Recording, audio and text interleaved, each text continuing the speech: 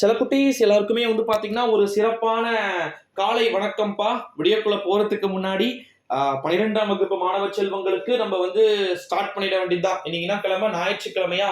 நாளைக்கு இருந்து நம்ம பப்ளிக்கு தேவையான சிறப்பு காணொளிகளை நம்ம பதிவிட வேண்டியது அவசியமாகி விட்டது. இந்த ஒரு சூழ்நிலையிலே ஃபர்ஸ்ட் இப்ப 10th ஸ்டாண்டர்ட பார்க்கலாம்ப்பா. 10ஆம் வகுப்பு மாணவ செல்வங்களுக்கு மிக முக்கியமான ஒரு அறிவிப்பு, மிக முக்கியமான ஒரு தகவல் ஒன்றை பார்க்க போகிறோம். இருக்கிறதுலயே வந்து பாத்தீங்கன்னா ஃபர்ஸ்ட் டைம் பப்ளிக் எக்ஸாம் எழுதிட்டு என்ன மாதிரியான ரிசல்ட் வந்து வரப்போகுது அப்படின்னு சொல்லிட்டு ரொம்பவே வந்து வெயிட்டிங்ல இருக்கக்கூடிய ஸ்டூடெண்ட்ஸ் யாருன்னா 10ஆம் வகுப்பு மாணவர்கள் தான். இப்பேற்பட்ட 10ஆம் வகுப்பு மாணவ செல்வங்களுக்கு பொது தேர்வுக்கான பேப்பர் கரெக்ஷன் ஃபுல்லாவே முடிஞ்சிருச்சுப்பா.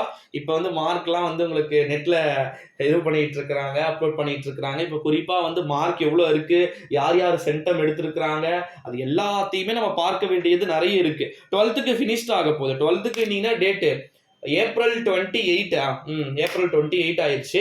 இந்த மந்த் விட்டுருங்க. இந்த மந்த் முடிஞ்சிச்சுன்னா வச்சுக்கோங்க. இந்த மந்த்ல இன்னும் வந்து மிஞ்சி மிஞ்சி போனா ஒரு 2 டேஸ் இருக்கு, அவ்வளவுதான். அது போயிடும். அடுத்த மந்த்ல வந்து பாத்தீங்கன்னா வெறும் 5 டேஸ் தான். அந்த 5 டேஸ்ல 4 டேஸ் தான். ஏன்னா மே 1ஆம் தேதி ஹாலிடே, அதாவது தொழிலாளர்கள் தினம். அதனால அன்னைக்கு வந்து கவர்மெண்ட் ஹாலிடே. சோ மிஞ்சி மிஞ்சி போனா இன்னும் ஒரு வாரம், அடுத்த வாரம் இன்னேத்திக்கலாம் 12ஆம் வகுப்பு மாணவர்களுக்கு எப்படி சொல்றது, திக் திக் மூமெண்ட் கண்டிப்பா இருக்கும். ஏன்னா ஒரு வாரம் தானே தேர்வு முடிவுகள் இருக்கிறது. 40 நாட்கள், 30 நாட்கள், 35 நாட்கள் அப்படின்னு இருந்த காலங்கள் எல்லாம் தற்போது மாறி இப்பொழுது வந்து பாத்தீங்கன்னா வெறும் 40 நாட்கள் என்ற ஒரு சூழ்நிலை மாறி கொஞ்சம் தான் வந்துருச்சு. ஸோ பேப்பர் கரெக்ஷன்லாம் ரொம்ப அழகா டிக் பண்ணியிருக்கிறாங்க ஸ்டூடெண்ட்ஸ். கவலைப்படாதீங்க.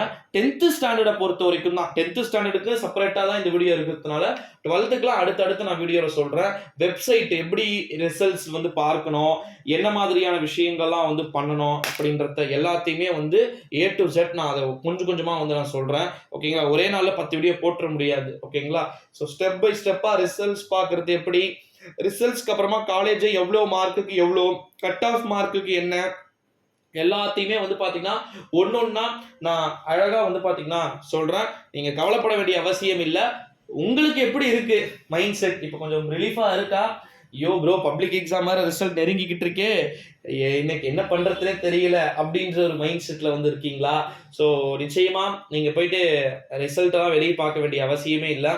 உங்களுடைய எக்ஸாம் நம்பர் இருக்கு பாத்தீங்களா, அந்த எக்ஸாம் நம்பரையும் அதுக்கப்புறமா வந்து உங்களுடைய டேட் ஆஃப் பர்த்தையுமே வந்து நீங்க சொல்லிட்டீங்க அப்படின்னாலே போதுமானது. உங்களுக்கான A to Z ரிசல்ட்ஸை வந்து நானே பார்த்துட்டு அழகா வந்து பாத்தீங்கன்னா சொல்லிடுறேன். ஓகேங்களா? ஸோ நீங்க அது வந்து பயப்பட வேண்டிய அவசியம் அப்படின்றதே வந்து கிடையாது. Okay, don't worry.